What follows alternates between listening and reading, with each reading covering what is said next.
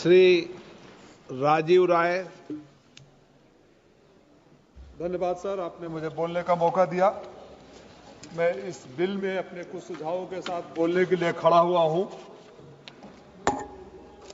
यहां बैठे हुए में कोई नहीं चाहता कि हमारे देश के कानून इतने कमजोर हो कि जो आए वो चाहे रहे, जब चाहे रहे, जैसे जो मन करे वो करे और जो मन करे वो जाए।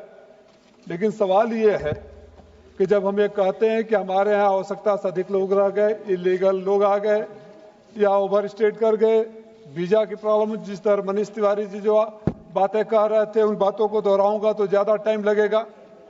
सर, एक छोटी सी बात होती है, कोई किसी देश में जाकर ओवर स्टे या इलीगल इमिग्रेशन क्यों करता है? या तो उस देश में खुशहाली की व्यवस्था हो, अच्छा अर्थव्यवस्था हो, बेहतर फ्यूचर हो, जॉब हो, या कोई अपराध करने के लिए आता है। और उसका एक ही पैरामीटर है, पासपोर्ट में आपकी रैंकिंग क्या है, आपके पासपोर्ट की ताकत क्या है। 2014 में आप 76वें स्थान पर थे, डंका बजाते बजाते 2024 तक आते आते 85वें स्थान पर आ गए। तो ये बताता है कि आपकी ताकत क्या है। बिल में कुछ ऐसी बातें हैं जो अंतर्राष्ट्रीय मानकों को देखा जाए तो बैलेंस नहीं रखता है। और उदाहरण के लिए हिंदुस्तान के लोगों के मन मस्तिष्क से वो तस्वीर अभी भी नहीं जा रही है जहां हमने देखा कि इलीगल इमिग्रेशन के नाम पर हमारे नौजवानों को हथकड़ियों और बेड़ियों में हमारे देश में वापस भेजा गया, और भी प्रधानमंत्री जी आने के बाद। और सरकार खामोश रही। मैं गृह मंत्री जी यहां बैठे हैं, हमारे हजारों लोगों को भेजा गया। अगर डंका बज रहा है, देश की व्यवस्था इतनी अच्छी है तो डंकी रूट से जाने की कोई जरूरत नहीं थी। लेकिन मैं एक बात कहना चाहता हूं समानता और आत्मसम्मान के नाम पर, कि अगर हमारे देश में एक भी अभी दिसंबर 24 में देहरादून में जसुआ इवान रिचर्डसन पकड़े गए थे सैटेलाइट फोन के साथ। हमारे यहां तो लोग रोजी रोजगार की तलाश में गए थे, सैटेलाइट वाला तो जासूस भी हो सकता है।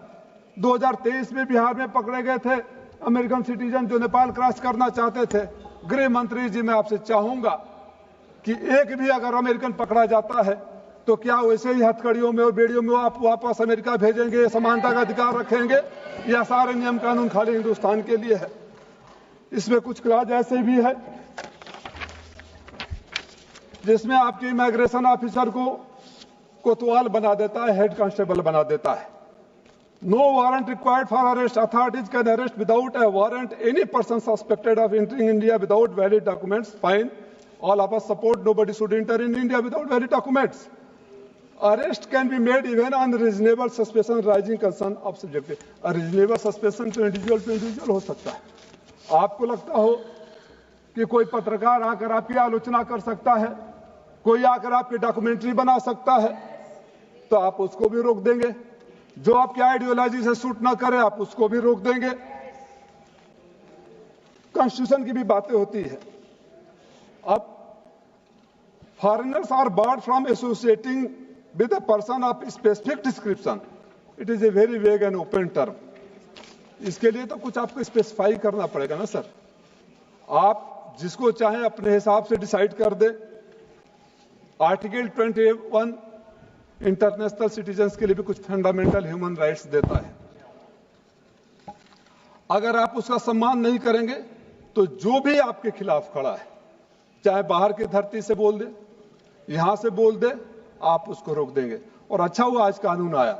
इससे पहले तो हम सरकार के मंत्रियों, मुख्यमंत्रियों को जब भी चुनाव होता है खाली यही सुनते आए हैं कि इस प्रदेश में इतने बांग्लादेशी घुस गए, इतने पाकिस्तानी घुस गए। आपका आज से पहले रोकने का काम नहीं था, गिनने का काम था कि झारखंड में बांग्लादेशी आ गए, उत्तर प्रदेश में बांग्लादेशी आ गए, बिहार में बांग्लादेशी आ गए, और तो और नाक के नीचे दिल्ली में रोहिंग्या और बांग्लादेशी आ गए। तो उनकी भी कुछ जिम्मेदारी होती है क्या? अगर उनकी कोई जिम्मेदारी नहीं होती है तो उनकी भी जिम्मेदारी तय होनी चाहिए। सबसे पहला बड़ा ऑब्जेक्शन है, ये बेसिक फंडामेंटल राइट का भी है। डेमोक्रेसी में अच्छा नहीं लगता कि इमिग्रेशन काउंटर पर कोई देश में आता है, वहां के अधिकारी को कोई भी अपलेट अथॉरिटी नहीं हो जहां जा सके आप किसी को रोक दे। स्कूल, कॉलेज, अस्पतालों में तो नियम पहले से ही थे। कोई आता है, एडमिशन लेता है, तो उसको कमिश्नरेट में या पुलिस अफसर में जाकर रजिस्ट्रेशन कराना पड़ता है। लेकिन ये जो डिस्क्रिमिनेशन है कि अगर अफ्रीका से कोई आए तो उसको आप एयरपोर्ट पर रोक ले, और कहीं यार देशों से मित्र जो हम तो एक तरफा मोहब्बत करते हैं ना सर, हम अपने आप में किसी को लंगोटिया यार बता देते हैं, भले वहां जाकर हमको बगल में खड़ा होकर बोल दे कि टैक्स रोग स्टेट है, इंडिया टैक्स एब्यूजर है। फ्रांस के राष्ट्रपति ने तो हम हाथ पकड़ लिया था, हम तो खामोश थे सर वहां। मैं ये चाहता हूं कि जिसमें इस बिल में जितनी भी डिस्पैरिटीज है, बहुत सारे पॉइंट, इतनी जल्दी मत करिए सर। देश sir, while national security must be safeguarded and the principle of proportionality must guide any restriction on a personal liberty, सब सजेशंस है। एक इंडिपेंडेंट अप्लाइड अथॉरिटी होनी चाहिए, जहां अगर किसी को डिनाई किया गया तो उसको अधिकार होना चाहिए, डिस्क्रिमिनेशन नहीं होना चाहिए, समानता का अधिकार होना चाहिए। और राजनीति के लिए, खास तौर से चुनावी राजनीति के लिए, घुसपैठिया शब्द, घुसपैठिया का नंबर न गिनाया जाए, उस पर ठोस कार्रवाई होनी चाहिए।